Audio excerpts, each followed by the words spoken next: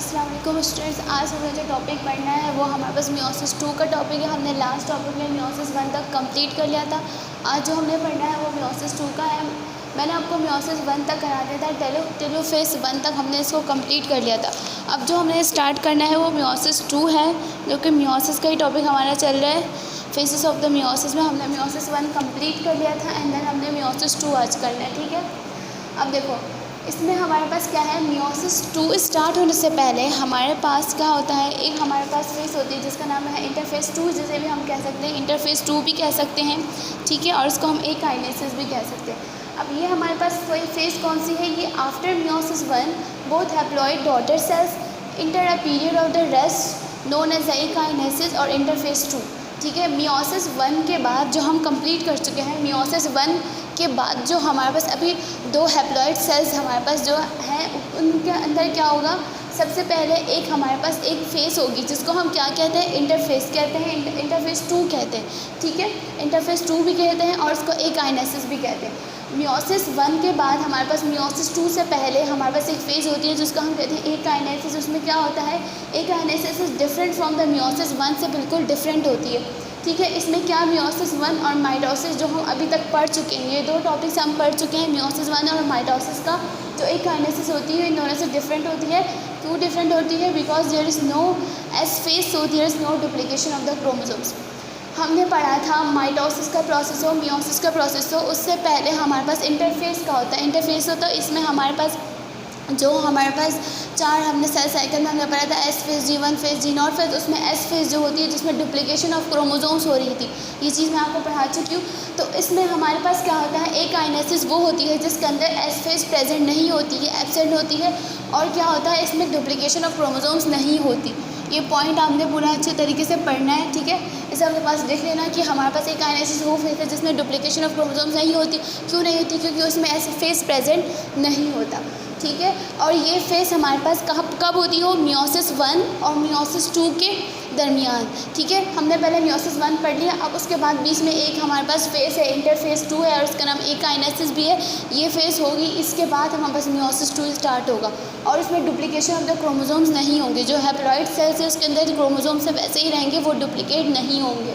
क्यों नहीं होंगे, क्योंकि इसमें एस फेस प्रेजेंट नहीं है, ठीक है। आई होप ये आपको एकाइनेसिस का जो टॉपिक था, जो लेक्चर था, ये चीज़ जो थी हमें समझ आ गई होगी कि हमारे पास आफ्टर मियोसिस के बाद बोथ हैप्लॉइड डॉटर सेल्स हमारे पास इंटर होते हैं एक फेस के अंदर। इसको हम क्या कहते हैं, इंटरकाइनेसिस कहते हैं और इंटरफेस 2 कहते हैं। इसमें क्या होता है, हमारे पास एस फेस इसके अंदर प्रेजेंट नहीं होती है, इसमें डुप्लीकेशन ऑफ क्रोमोसोम्स नहीं होते, इसलिए हम इसे कहते हैं कि डिफरेंट है किससे, मियोसिस 1 से और माइटोसिस से, ठीक है। अब ये हमारे पास हो गया। अब हम अपने टॉपिक पर आते हैं जो कि था faces of the meiosis 2। Meiosis 1 हमने कर लिया, उसके बाद हमारे पास एक फेस होती है इंटरफेस 2 की, जिसे हम एकाइनेसिस भी कहते हैं, वो हमने कर लिया। नेक्स्ट हमारे पास क्या है, अब हमने मियोसिस 2 के फेसेस पढ़ने। ये बिल्कुल सेम है माइटोसिस की तरह, इसके अंदर कोई डिफरेंस नहीं है, सिर्फ मियोसिस 1 में डिफरेंस है, वो हम कंप्लीट कर चुके हैं, ठीक है। उससे रिलेटेड कोई क्वेश्चन है तो हम उससे पूछे ना। अब देखो इसमें प्रोफेस 2 होगा, एनाफेस 2 होगा, मेटाफेस 2 होगा, टेलोफेज 2 होगा। बिल्कुल सेम ही फेसेस हैं, जो मैंने यहाँ लिखा है ये सारी चीज़ें मैं आपको पहले भी समझा चुकी हूँ। बिल्कुल सेम चीज़ें होंगी जो माइटोसिस में होंगी। अगर आपने माइटोसिस का टॉपिक याद कर लिया है, उसे पढ़ा है, तो ये चीज़ें आपको ईजिली समझ आ जाएंगी। अब आपने वही नहीं पढ़ा जो आपने वीडियो देखी होगी, सारी चीज़ें अगर आपको उसमें समझ आ गई हैं तो ये सारी चीज़ें मुश्किल नहीं है, क्योंकि मियोसिस 2 जो है सिमिलर होता है माइटोसिस से। मियोसिस 1 में थोड़ी डिफरेंस ही वो क्रॉसिंग ओवर की वजह से, कि उसमें क्रॉसिंग ओवर का प्रोसेस होता है, वो मैंने आपको समझा दिया था लास्ट लेक्चर में, लास्ट क्लास में। अब हमने पढ़ना है प्रोफेस 2। इसमें हमारे पास क्या होगा, much less time compare to prophase 1। जो हमारे पास प्रोफेस 1 थी, इसके अंदर मियोसिस 1 के अंदर जो हमारे पास प्रोफेस 1 थी, उसमें जो प्रोफेस 1 थी उससे कंपेयर करें तो उसका टाइम कम है, ये कम टाइम लेती है, क्योंकि प्रोफेस 1 बड़ी फेस है।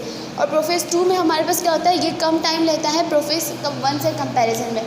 और क्या चीज़ है, न्यूक्लियर एनवेलप डिसअपेयर हो जाएगी, क्रोमेटिन कंटेंस हो जाएगा। ये मैं आपको माइटोसिस के टॉपिक से ही समझा रही हूँ कि प्रोफेस में न्यूक्लियर एनवेलप जो होता है डिसअपेयर हो जाता है, क्रोमेटिन कंटेंस हो जाता है, क्रोमोसोम्स के फॉर्म में हमें विजिबल होना स्टार्ट हो जाता है, ठीक है। सेंट्रियोल्स जो होते हैं मूव होते हैं अपोजिट पोल्स में और स्पेंडल फाइबर्स बनाते हैं, ठीक है। सेंट्रियोल्स हमने पढ़ा था, इंटरफेस में जो डुप्लीकेशन होती है सेंट्रियोल्स की, सेंट्रोसोम, जो हमने सारी चीज़ें जो पढ़ी थी ये आपने सारी अब याद करनी है, फिर आपको ये चीज़ें समझ आएंगी। अगर आपने माइटोसिस की वीडियो नहीं देखी या लास्ट लेक्चर्स की वीडियो नहीं देखी तो आपको ये चीज़ें नहीं समझ आएंगी, ठीक है। अब प्रोफेस 2 हमारे पास, प्रोफेस 2 में क्या होगा, हमारे पास जो प्रोफेस 2 है वो एज़ कम्पेयर टू प्रोफेस 1 उसमें टाइम कम होगा, और क्या है, न्यूक्लियर एनवेलप डिसअपेयर हो जाएगी।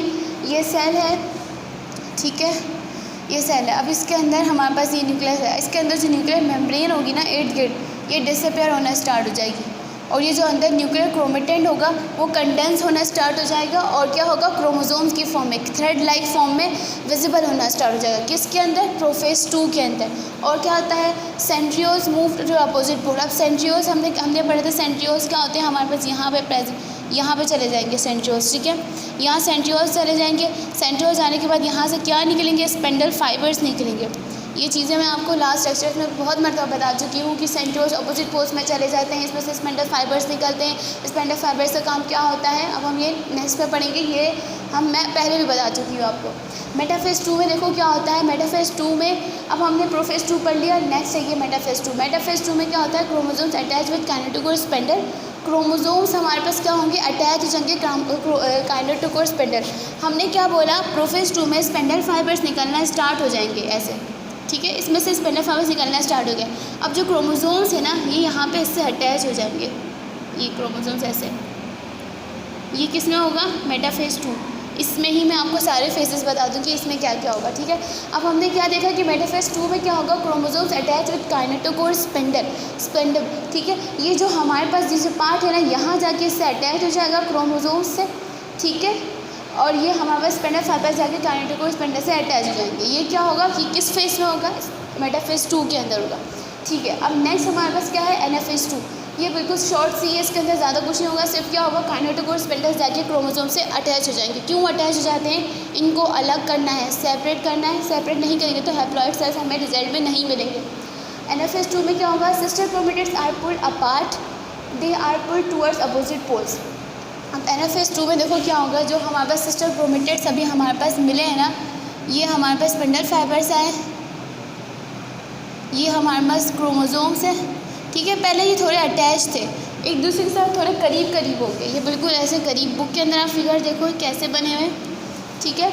ये हमारे पास कैसे होंगे, बिल्कुल एक दूसरे से अटैच होंगे। किसके अंदर, हमारे पास मेटाफेज 2 में क्या होगा, ये ऐसे एक दूसरे के साथ अटैच होंगे, क्रोमोसोम्स ऐसे पेयर की फॉर्म में होंगे, ठीक है, पेयर की फॉर्म में होंगे। और उसके बाद हमारे पास क्या होगा, एनाफेज 2 में जाके हमारे पास मेटाफेज 2 में हमने बोल लिया स्पेंडल फाइबर बन जाएंगी, और एनाफेज 2 में क्या होगा, ये जो क्रोमेटिड्स से एक दूसरे से अलग होना स्टार्ट हो जाएंगे, अलग हो जाएंगे। ये अलग कौन करेगा, अलग करने का फंक्शन किसका है, हमारे पास इसका अलग करने का फंक्शन स्पेंडल फाइबर्स है। स्पेंडल फाइबर्स क्यों होते हैं, ये हमारे पास क्या करते हैं, क्रोमोसोम्स को एक दूसरे से अलग कर देते हैं, ताकि हमारे पास हाफ क्रोमोसोम्स एक सेल में जाए, हाफ क्रोमोसोम्स एक सेल में आए, ताकि हमारे पास हैप्लॉइड सेल्स है, ठीक है। एनाफेज 2 में क्या हुआ, जो हमारे पास sister chromatids are pulled apart and they are pulled towards the opposite poles, अलग अलग पोल्स में चले जाएंगे, ठीक है।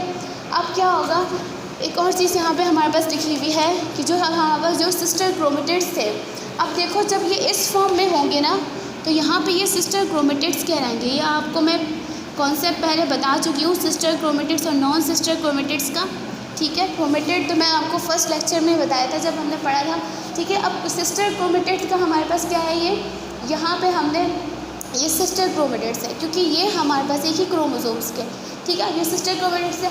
नेक्स्ट में हमारे पास क्या होगा, अब ये सिस्टर क्रोमेटिड्स को हम क्या कहेंगे, सिस्टर क्रोमोसोम्स कहेंगे, ठीक है। एनाफेज 2 में एक पॉइंट लिखा हुआ है, पेज नंबर 100 है, उसमें देखो क्या लिखा हुआ है, this is followed by the anaphase 2 where centrosomes are cleaved and sister chromatids are pulled apart, अलग अलग हो जाएंगे, ठीक है। अब और आगे क्या लिखा हुआ है, the sister chromatids are now called sister chromosomes, अब इनको क्रोमोसोम कहेंगे, ठीक है। क्रोमेटिड हमारे पास क्या होता है, ये नीचे का जो, अब ये एक क्रोमोसोम है ना, इसका जो हमारे पास नीचे वाला पार्ट है, हाफ पार्ट, इसको हम क्रोमेटिड कहते हैं, ठीक है।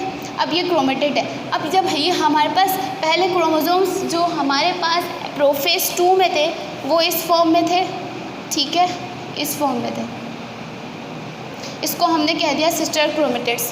पहले सिस्टर क्रोमेटिड्स से एनाफेज 2 में क्या हुआ, ये दोनों अलग हो गए, एक वहाँ चला गया, एक वहाँ चला गया। अब इसको क्या कहेंगे, इसको सिस्टर क्रोमोसोम्स कहेंगे, क्योंकि ये अलग हो गए, ठीक है। अब ये एक एक हमारे पास क्रोमोसोम की फॉर्म में आ जाएंगे, इसको हम क्रोमोसोम कहेंगे, ठीक है।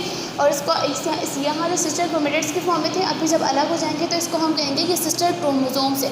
सिस्टर क्यों कहेंगे? क्योंकि हमें पता है ये एक ही हमारे पास है ना, ये एक क्रोमोसोम जो हमारे पास एक ही मदर से आया होगा या फादर से आया होगा, ये नॉन सिस्टर नहीं है, ठीक है। सिस्टर और नॉन सिस्टर क्रोमेटिड्स का जो कॉन्सेप्ट है मैं लास्ट लेक्चर में मैंने आपको बहुत अच्छे से बताया था।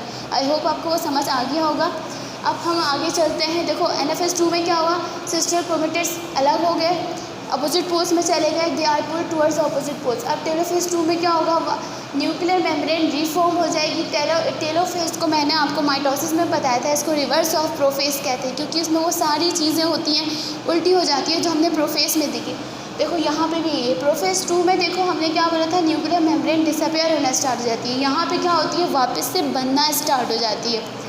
4 daughter cells are form with haploid set of chromosomes. As a result हमारे पास क्या होगा, न्यूक्लियर मेम्ब्रेन वापस से बनना स्टार्ट हो जाएगी, ठीक है। और जो हमारे पास रिजल्ट में 4 डॉटर सेल्स बनेंगे जिनके अंदर नंबर ऑफ क्रोमोसोम्स हाफ होंगे, क्योंकि we are study about the meiosis not mitosis, ठीक है। यहाँ पे क्या, अब टेलोफेज 2 में क्या होगा, न्यूक्लियर मेम्ब्रेन रिफॉर्म्स हो जाएगी। टेलोफेज को हम रिवर्स ऑफ प्रोफेज कहते हैं, ये मैंने आपको माइटोसिस में बताया था। इसमें क्या होगा, न्यूक्लियर मेम्ब्रेन वापस से बनना स्टार्ट हो जाएगी और एज अ रिजल्ट हमारे पास 4 डॉटर सेल्स मिल जाएंगे, 46 नंबर ऑफ क्रोमोसोम्स थे, ठीक है। और एज अ रिजल्ट हमारे पास क्या हुआ, 4 डॉटर सेल्स मिले जिसमें नंबर ऑफ क्रोमोसोम्स हाफ है, 23, ठीक है।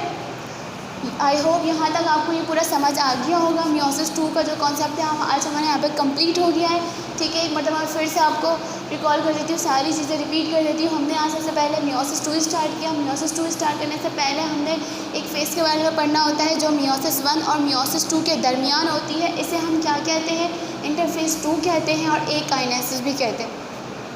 इसमें क्या होता है, इसमें जो हमारे पास 2 हैप्लॉइड डॉटर सेल्स थे उनके अंदर क्या होता है, इसमें हमारे पास एस फेज का कोई प्रोसेस नहीं होता, नंबर डुप्लीकेशन नहीं होती है क्रोमोसोम्स की।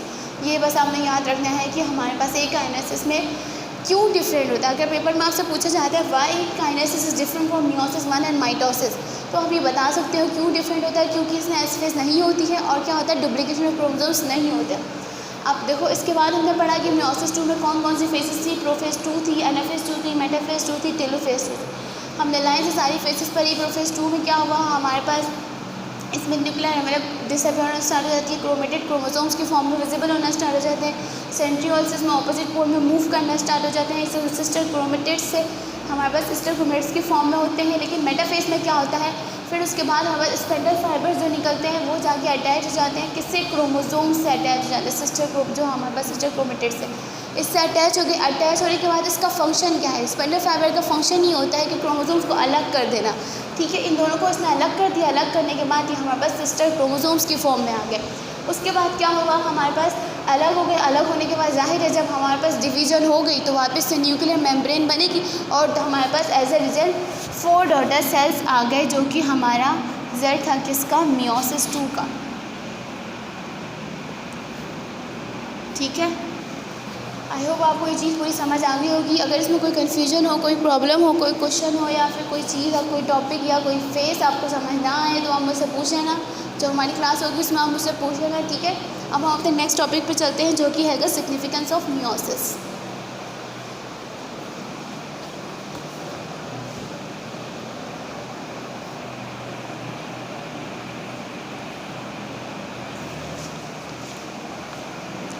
देखो बेटा, जो नेक्स्ट हमारे पास टॉपिक है वो है हमारे पास है सिग्निफिकेंस ऑफ मियोसिस, ठीक है। हमने मियोसिस का पूरा टॉपिक पढ़ लिया, मियोसिस 2 हमने उसे कंप्लीट कर लिया। अभी जो हमने करना है वो सिग्निफिकेंस ऑफ मियोसिस है, ठीक है। अब सिग्निफिकेंस ऑफ मियोसिस में हमारा जो फर्स्ट है वो क्या है, देखो इंपॉर्टेंस क्या है मियोसिस की हमारे अंदर, हमारे सेल्स के अंदर, हमारी बॉडी के अंदर, प्लांट्स के अंदर, लिविंग ऑर्गेनिजम्स के अंदर मियोसिस का जो प्रोसेस है उससे क्या इंपॉर्टेंस है, ये हो ये ना हो या उससे क्या होता है, ठीक है। अब देखो सबसे पहले इंट्रोडक्शन ये है कि 1890 में जर्मन बायोलॉजिस्ट ऑगस्ट वेस्टमैन ने हमारे पास एक प्रोसेस इंपॉर्टेंस बताई थी मियोसिस की, कि मियोसिस ना होगा तो हमारे बॉडी के अंदर जो हमारे जो फंक्शंस चल रहे हैं वो कैसे डिस्टर्ब होंगे या क्या इंपॉर्टेंस है मियोसिस की, ठीक है। तो सबसे पहले देखो उन्होंने जो हमें बताया था वो है maintenance of the chromosome number in next generation. अब मियोसिस क्या करता है, क्रोमोसोम्स नंबर को मेंटेन रखता है नेक्स्ट जनरेशन में, ठीक है। कैसे मेंटेन रखता है, देखो हमारी बॉडी के अंदर जो है as a living organism human beings की अगर हम एग्जांपल ले रहे थे, उसमें देखो 2 हैप्लॉइड सेल्स जब मिलते हैं तो एक डिप्लॉइड सेल बनता है, ठीक है। जब नंबर ऑफ क्रोमोसोम जो होते हैं वो सेल्स होते हैं, जब मिलते हैं तो एक डिप्लॉइड सेल बनता है, डिप्लॉइड जाइगोट बनता है। फॉर एग्जांपल देखो मैंने यहाँ पे एग्जांपल दी हुई है, यहाँ पे देखो फॉर एग्जांपल ये मदर है और ये फादर है, देखो ये पूरे इंडिविजुअल है, तो इनके अंदर जो नंबर ऑफ क्रोमोसोम्स होंगे वो तो हाफ नहीं होंगे, वो पूरे होंगे। इसमें भी 46 होंगे, इसमें भी 46 होंगे, और इसमें 23 पेयर्स होंगे, इसमें भी 23 पेयर्स। 46 क्रोमोसोम्स होंगे मदर के अंदर और 23 पेयर्स प्रेजेंट होंगे as a individual mother father में कंप्लीट नंबर ऑफ क्रोमोसोम्स। अब हमें हमारे अंदर भी कंप्लीट नंबर ऑफ क्रोमोसोम्स है, ठीक है। अब आगे हमारे पास क्या होगा, आगे यहाँ पर जब हमारे पास नंबर ऑफ क्रोमोसोम्स यहाँ पे 46 है, इसमें भी 46 है।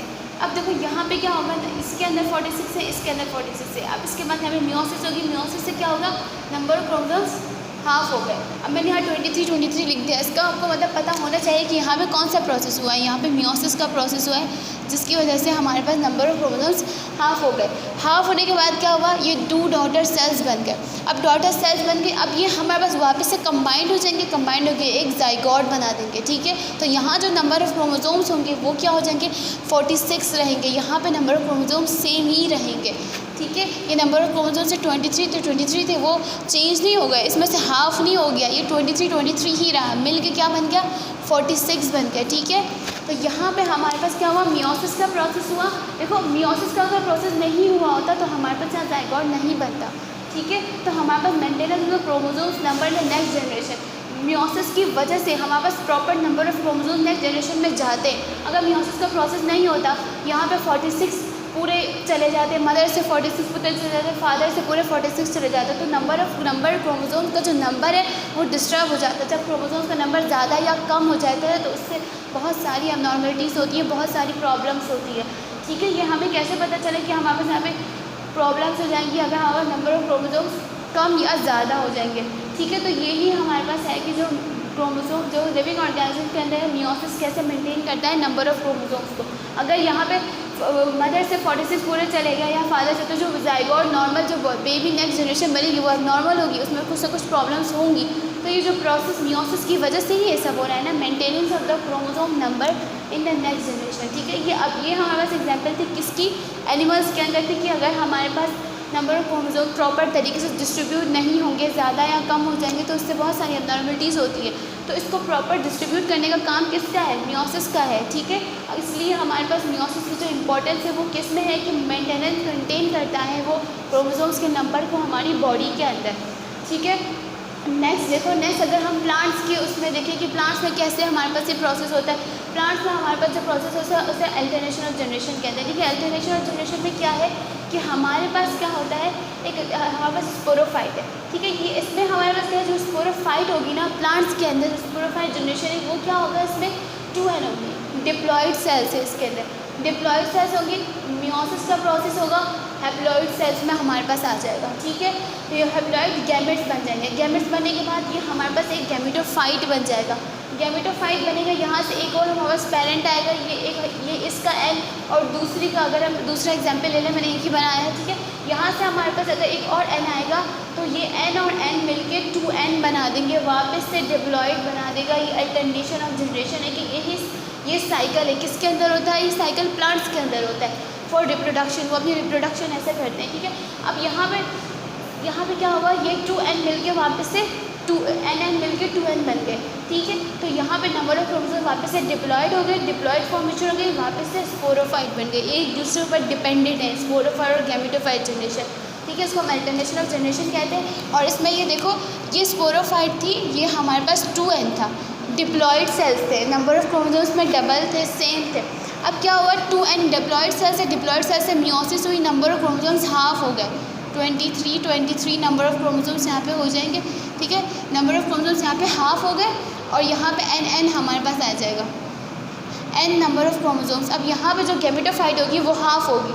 इसी तरह अगर हम किसी और पेरेंट का हमारे पास हाफ नंबर ऑफ क्रोमोसोम्स ले लें तो n और n मिलके यहाँ पे 2n बना रहा है। तो यहाँ पे कौन सा प्रोसेस हो रहा है, माइटोसिस का प्रोसेस हो रहा है। वहाँ पे कौन सा प्रोसेस हो रहा था, मियोसिस का प्रोसेस हो रहा था, ठीक है। यहाँ पे माइटोसिस का प्रोसेस हो रहा है कि हमारे पास ये 23 मिलके यहाँ 46 बना देंगे। लेकिन ये एग्जाम्पल यहाँ पे ह्यूमन बींग्स की नहीं है, सॉरी, ठीक है। यहाँ पे नंबर ऑफ क्रोमोसोम्स चेंज होते हैं, प्लांट्स के अंदर हमारे पास नंबर ऑफ क्रोमोसोम्स चेंज होते हैं। ये सिर्फ मैं एग्जाम्पल देके आपको समझा रही हूँ, आप इसे मत लिखना, गलती से आप इसे लिख दोगे, ठीक है। तो गैमेटोफाइट में क्या होगा, ये हमारे पास गैमेटोफाइट जिसमें हैप्लॉइड सेल्स होंगे, हाफ नंबर ऑफ क्रोमोसोम्स होंगे। दूसरा हमारे पास पैरेंट आएगा, मिलेंगे और डिप्लॉइड सेल बना देंगे, जो कि हमारे पास स्पोरोफाइट है। अब इसमें देखो, ये एक स्पोरोफाइट गैमेटोफाइट पे डिपेंड है। गैमेटोफाइट ये ही हमारे पास, इसको क्या कहते हैं, अल्टरनेशन ऑफ जनरेशन कहते हैं, जो कि हमारे पास प्लांट्स में हो रहा है। इसके अंदर भी तो मियोसिस की इंपॉर्टेंस है ना। अगर हमारे पास प्रॉपर नंबर ऑफ क्रोमोसोम्स इसको नहीं प्रोवाइड होंगे तो ये हैप्लॉइड सेल्स नहीं बनाएगा। हैप्लॉइड नहीं बनाएगा गैमेट्स, तो गैमेटोफाइट नहीं बनेगा। गैमेटोफाइट नहीं बनेगा तो हमारे पास स्पोरोफाइट कैसे बनेगा, ठीक है। तो ये सारा साइकिल एक दूसरे के हमारे पास डिपेंड करता है। स्पोरोफाइट डिपेंड करती है गैमेटोफाइट पे। इसको अब अल्टरनेशन ऑफ जनरेशन का जो प्रोसेस होता है ये होता है प्लांट्स के अंदर, ये ह्यूमन बींग्स का नहीं है। इसमें नंबर ऑफ क्रोमोसोम्स अलग होते हैं। हर प्लांट में नंबर ऑफ क्रोमोसोम्स, हमारे पास प्लांट्स के अंदर जो है नंबर ऑफ क्रोमोसोम्स अलग होते हैं ह्यूमन्स में, ठीक है। ये ह्यूमन की एग्जाम्पल थी कि कैसे हमारे पास मियोसिस मेंटेन करता है नंबर ऑफ क्रोमोसोम्स को। अगर हमारे पास ज़्यादा हो गए तो एबनॉर्मलिटीज़ आ जाती हैं, जो हमारे पास नेक्स्ट जनरेशन आएगी हमारी, वो उसमें हमारे पास प्रॉब्लम्स होंगी, ठीक है। अगर मियोसिस का प्रोसेस नहीं होता तो ये सारी प्रॉब्लम्स होती। अब नेक्स्ट हमारे पास देखो, आई होप ये आपको समझ आ गया होगा, maintenance of chromosomes number in next generation, ठीक है। मैंने प्लांट्स और एनिमल्स दोनों में समझा दिया, इसमें कोई प्रॉब्लम हो तो आप मुझसे पूछ लेना। नेक्स्ट जो हमारे पास मेंटेनेंस सिग्निफिकेंस ऑफ मियोसिस में है, वो देखो वो क्या है, production of variation in the next generation, ठीक है। इसमें देखो, इसमें हमारे पास क्या है, सबसे पहले यहाँ पे एग्जाम्पल हमने दी हुई है कि हमारे पास एनाफेज ऑफ माइटोसिस। एनाफेज जो हमारे पास माइटोसिस की जो एनाफेज में है, उसमें हमारे पास क्या होते थे, ऐसे क्रोमोसोम्स अलग हो जाते थे। एनाफेज ऑफ मियोसिस में भी हमारे पास नंबर ऑफ क्रोमोसोम्स ऐसे हमारे पास डिफरेंट अलग हो जाते थे, ठीक है। अब देखो ये अलग हो रहे हैं, यहाँ पे नंबर ऑफ क्रोमोसोम्स एक दूसरे से अलग हो रहे हैं। एक क्रोमोसोम आ जा रहा है, एक क्रोमोसोम यहाँ पे जा रहा है, ठीक है। तो यहाँ पे क्या होगी, डिस्ट्रीब्यूशन हो रही है क्रोमोसोम्स की। अगर यहाँ इस डिस्ट्रीब्यूशन में कोई प्रॉब्लम आ जाए कि ज़्यादा क्रोमोसोम्स वहाँ चले जाएँ या कम क्रोमोसोम्स इधर आ जाएँ, तो इसकी वजह से हमारे पास प्रॉब्लम्स भी होती है, ठीक है। ये हमारे पास एरर्स इन माइटोसिस में आता है, ये आपको मैं नेक्स्ट टॉपिक में समझाऊंगी। फिलहाल जो हमारा टॉपिक है वो है production of variation next generation. अब हमारी बॉडी के अंदर जो चेंजेस आती है, वेरिएशंस का मतलब होता है चेंजेस, ठीक है। अब हमारी नेक्स्ट, अगर हमारी बॉडी के अंदर अगर हमारे पास न्यू लिविंग ऑर्गेनिज्म फॉर्म होता है तो उसके अंदर चेंजेस आते हैं। जाहिर है, अगर आप अगर सिबलिंग्स में ही अपने देख लो कि भाई बहनों के अंदर भी हमारे पास किसी का शेप का कलर, किसी का मतलब जो होता है हेयर्स का कलर, आइज का कलर डिफरेंट होता है। कैसे चेंजेस आती है, पेरेंट्स तो एक है लेकिन किस वजह से आती हैं, वेरिएशंस जो हमारे पास नेक्स्ट जनरेशन में आती हैं, और उसका जो रीज़न है वो क्रॉसिंग ओवर है। ये मैंने आपको लास्ट टॉपिक में भी बताया था, लास्ट लेक्चर में समझाया था कि हमारे पास जो क्रॉसिंग ओवर जो प्रोसेस होता है किसके अंदर होता है, इसके हमारे पास जो होता है NF2 के अंदर। यहाँ पे जो बताया गया है इसमें देखो, यहाँ पे एक्सचेंज ऑफ द क्रोमोसोम्स होते हैं, ठीक है। एक्सचेंज ऑफ द क्रोमोसोम्स होते हैं, यहाँ पे इनका जेनेटिक मटेरियल यहाँ पे आ जाता है, इसका जेनेटिक मटेरियल यहाँ पे आता है। हमें पता है एक मदर से आया है, एक फादर से आया है। मदर की जो कुछ गैमेट्स हैं यहाँ पे आ जाएंगे, कुछ उसका जेनेटिक मटेरियल वहाँ चला जाएगा, ठीक है। क्रॉसिंग ओवर टेक प्लेस होगी, एक्सचेंज ऑफ द सेगमेंट्स होंगे, इसको हम क्रॉसिंग ओवर कहते हैं, जो कि हम बहुत अच्छा मियोसिस 2 में मैंने आपको मियोसिस 1 में सॉरी मैं आपको समझाया था लास्ट लेक्चर में, ठीक है। तो यहाँ जो क्रॉसिंग ओवर की वजह से हमारे पास क्या होता है, वेरिएशंस आती हैं, चेंजेस आती हैं न्यू लिविंग ऑर्गेनिज्म के अंदर जो बन रहा है, ठीक है। तो ये भी हमारे पास एक इम्पॉर्टेंस है मियोसिस की। अगर मियोसिस का प्रोसेस नहीं होता तो उसमें क्रॉसिंग ओवर का प्रोसेस भी नहीं होता, क्योंकि क्रॉसिंग ओवर तो मियोसिस में होता है, माइटोसिस में नहीं होता, ठीक है। तो मियोसिस का हमारे पास ये इम्पॉर्टेंस है कि हमारे पास जो चेंजेस आती हैं नेक्स्ट जनरेशन वो मियोसिस की वजह से आती है, ठीक है। देखो यहाँ पे हमारे पास नंबर ऑफ क्रोमोसोम्स, यहाँ पे क्या हो जाएंगे, यहाँ पे सेगमेंट्स इनके एक्सचेंज हो जाएंगे, क्रॉसिंग ओवर का प्रोसेस टेक प्लेस हो जाएगा। क्रॉसिंग ओवर का प्रोसेस क्या होता है ये मैंने आपको लास्ट लेक्चर में समझा दिया था, उस वीडियो को आप देख लीजिएगा, ठीक है। तो इसकी वजह से क्या होगा, वेरिएशंस आएंगी। तो ये हमारे पास है production of the variations in the next generation, कि कैसे हमारे पास हमारे न्यू जनरेशन्स के अंदर, नेक्स्ट जनरेशन्स के अंदर चेंजेस आती है, ठीक है। लिविंग ऑर्गेनिजम्स के अंदर कैसे चेंजेस आती है, ठीक है। तो ये कैसे आती है कि हमारे पास एनाफेज ऑफ द माइटोसिस और मियोसिस की मैंने एग्जाम्पल दे दी। जो मेन रीज़न है ना, कोई आपसे पूछे कि what are the reason behind the variation in the next generation, तो आप बताओगे क्रॉसिंग ओवर की वजह से होता है, एक्सचेंज ऑफ सेगमेंट्स की वजह से होता है। इसको आप प्रॉपर वर्ड्स में लिख सकते हो, बुक में आपकी बहुत अच्छे से लिखा हुआ है, उसको एक मरतबा रीड कर लेना, तो ये सारी चीज़ें आपको अच्छे से समझ आ जाएंगी, ठीक है। यहाँ जो हमारा जो सेकंड टॉपिक था सिग्निफिकेंस ऑफ मियोसिस का वो कंप्लीट हो गया है। अब हम नेक्स्ट पे चलते हैं जो कि है errors in meiosis.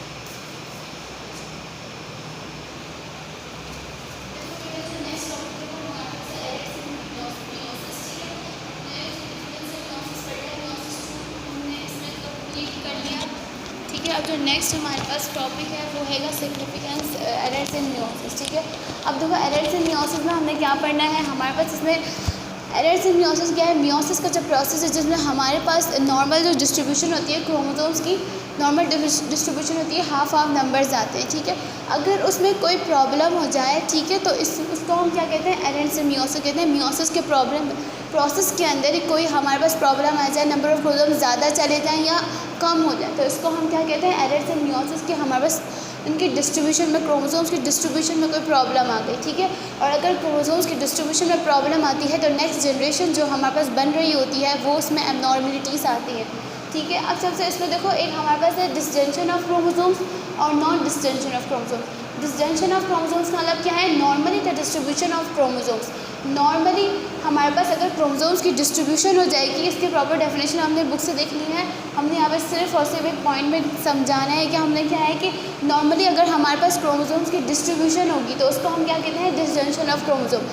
For example देखो ये एनाफेज, माइटोसिस के एनाफेज की एग्जांपल आप मियोसिस के भी ले सकते हो, मैंने एक ही एग्जांपल लिए, इसमें नंबर ऑफ क्रोमोसोम्स हाफ हो गए। ठीक है, को एक क्रोमेटिड यहाँ पे चला गया, एक क्रोमेटिड यहाँ पे चला गया, प्रॉपर तरीके से इसमें डिस्ट्रीब्यूशन हो रही है, तो इसको हम डिसजंक्शन ऑफ क्रोमोसोम्स कह सकते हैं कि नॉर्मली डिस्ट्रीब्यूशन हो रही है, इसमें कोई एरर नहीं है अभी। ठीक है, तो यहाँ पे हमारे पास नॉर्मली डिस्ट्रीब्यूशन हो रही है, तो इसको हम क्या कहेंगे, डिसजंक्शन ऑफ क्रोमोसोम्स कहेंगे।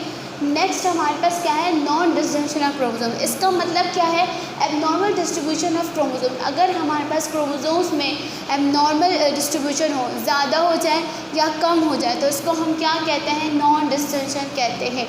एग्जाम्पल देखो यहाँ पे हमारे पास क्रोमोसोम्स की अगर नॉर्मल डिस्ट्रीब्यूशन होनी थी तो एक यहाँ जाना था, एक यहाँ जाना था। ठीक है, यहाँ पे क्या हुआ, जो यहाँ पे जो क्रोमोसोम था, क्रोमेटिड था, वो मूव हो गया, कहाँ पे आ गया, इधर आ गया, तो यहाँ पे सेल्स कम हो गए ना, यहाँ पे ज़्यादा हो गया, यहाँ पे क्रोमोसोम्स का नंबर बढ़ गया, यहाँ पे कम हो गया, तो ये एक हमारे पास एबनॉर्मलिटी हुई कि नंबर ऑफ क्रोमोसोम्स कम हो गए।